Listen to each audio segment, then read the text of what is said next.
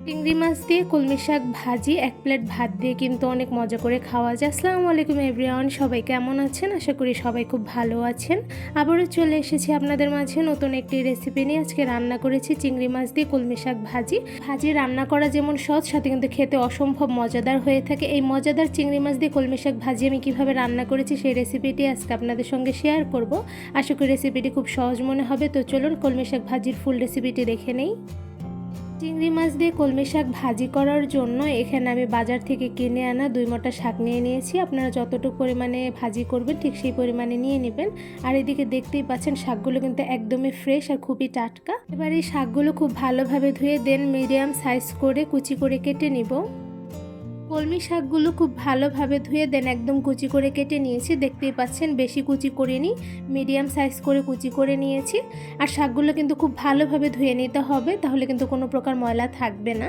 তো এরপর যে আমার শাকগুলো খুব ভালোভাবে ধুয়ে নেওয়া কিন্তু হয়ে গিয়েছে। এবার এই শাকগুলো দিয়ে চিংড়ি মাছ দিয়ে আমি ভাজি করে নিব।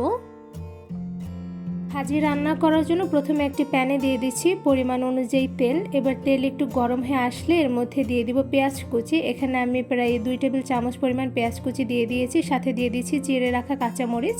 এখানে কাঁচামরিচও 2-3টার মতন দিয়ে দিয়েছি। এবার পেঁয়াজ আর কাঁচামরিচটা কিছুক্ষণ হালকা কালার করে ভেজে নিব। কিছুক্ষণ পেঁয়াজ আর কাঁচামরিচগুলো ভেজে নেওয়ার পর দেখতেই পাচ্ছেন হালকা একটা কালার চলে এসেছে। তো এই পর্যায়ে পেঁয়াজের মধ্যে দিয়ে দিচ্ছি চিংড়ি মাছ। এখানে আমি 2 টেবিল চামচ পরিমাণ চিংড়ি মাছ দিয়ে দিয়েছি। আপনারা আপনাদের পরিমাণ অনুযায়ী দিয়ে দিবেন। এবার খুব ভালোভাবে পেঁয়াজের সঙ্গে চিংড়ি মাছগুলো নেড়ে মিশিয়ে নিব। পেঁয়াজ আর কাঁচামরিচের সঙ্গে চিংড়ি মাছগুলো খুব ভালোভাবে নেড়ে মিশিয়ে নেওয়া কিন্তু হয়ে গিয়েছে। এবার মিডিয়াম আঁচে কিছুক্ষণ রান্না করে নিব।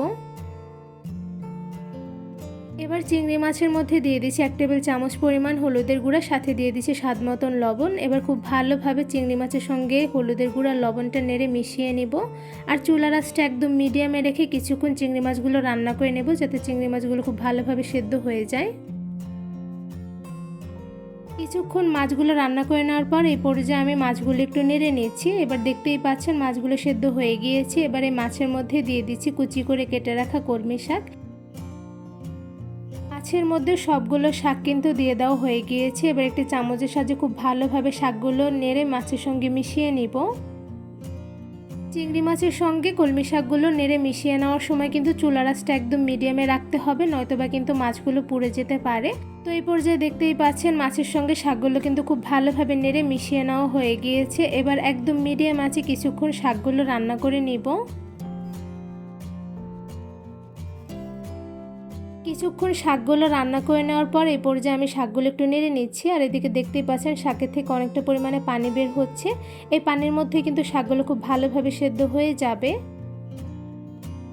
কিছুক্ষণ জাল করে শাকগুলো রান্না করে নেওয়ার পর দেখতেই পাচ্ছেন পানিগুলো কিন্তু একদম শুষে গিয়েছে, সাথে কিন্তু শাকগুলো অনেকটা পরিমাণে সেদ্ধ হয়ে গিয়েছে। তো এই পর্যায়ে আমি একদম মিডিয়াম আঁচে আরও কিছুক্ষণ শাকগুলো রান্না করে নেব, যাতে পুরোপুরি শাকগুলো সেদ্ধ হয়ে যায়।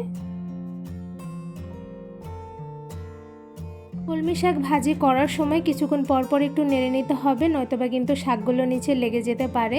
তো এই পর্যায়ে দেখতেই পাচ্ছেন শাকগুলো কিন্তু অনেকটা পরিমাণে সেদ্ধ হয়ে গিয়েছে। আর কিছুটা সময় অল্প আছে আমি শাকগুলো রান্না করে নিব।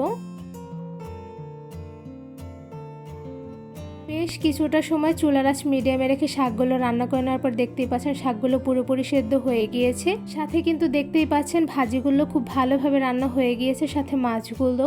এবার ভাজিগুলো আমি খুব ভালোভাবে নেড়ে নিচ্ছি। এই তো শাক ভাজিগুলো খুব ভালোভাবে নেড়ে নেওয়া কিন্তু হয়ে গিয়েছে। এবার সবগুলো কলমি শাক ভাজি আমি একটি পাত্রে বেড়ে নিব। এই তো খুব সহজভাবে রান্না করে ফেলেছি অসম্ভব মজাদার চিংড়ি মাছ দিয়ে কলমি শাক ভাজি। এই চিংড়ি মাছ দিয়ে কলমি শাক ভাজি দেখতে যেমন মাশাআল্লাহ সুন্দর হয়েছে, খেতে কিন্তু অসম্ভব মজাদার হয়ে থাকে। আমার এই চিংড়ি মাছ দিয়ে কলমি শাক ভাজি রান্নার ফুল রেসিপি দেখে কিন্তু একদম ঝামেলা ছাড়া ঘরোয়া অল্প কিছু উপকরণ দিয়ে কিন্তু খুব সহজে এই মজাদার ভাজিটা আপনারা বাসায় বসে রান্না করে ফেলতে পারবেন। চিংড়ি মাছ দিয়ে কলমি শাক ভাজি রান্না করা যেমন সহজ, সাথে কিন্তু খেতে অসম্ভব মজাদার হয়ে থাকে। 1 প্লেট ভাত অনায়াসে শেষ হয়ে যাবে, কারণ মানে ভাজিটা খেতে এতটা মজাদার। এই চিংড়ি মাছ ভাজিটা আমি একটু তুলে দেখাচ্ছি, তো দেখতেই পাচ্ছেন মাশাআল্লাহ কতটা সুন্দর হয়েছে, সাথে কিন্তু খুবই লোভনীয় লাগছে। এই অসম্ভব মজাদার চিংড়ি মাছ দিয়ে কলমি শাক ভাজি রান্নার রেসিপিটি আপনাদের কাছে কেমন লেগেছে তা অবশ্যই কমেন্ট করে জানাবেন। চিংড়ি মাছ দিয়ে কলমি শাক ভাজি রান্নার ফুল রেসিপিটি আপনাদের কাছে ভালো লেগে থাকলে অবশ্যই আমার চ্যানেলটি সাবস্ক্রাইব করে ভিডিওতে বেশি বেশি লাইক কমেন্ট শেয়ার করে আমার পাশেই থাকবেন। আজকে এখানেই বিদায় নিচ্ছি, দেখাবো অন্য কোনো ভিডিওর মাধ্যমে। সবাই সুস্থ থাকবেন, ভালো থাকবেন, আল্লাহ হাফিজ।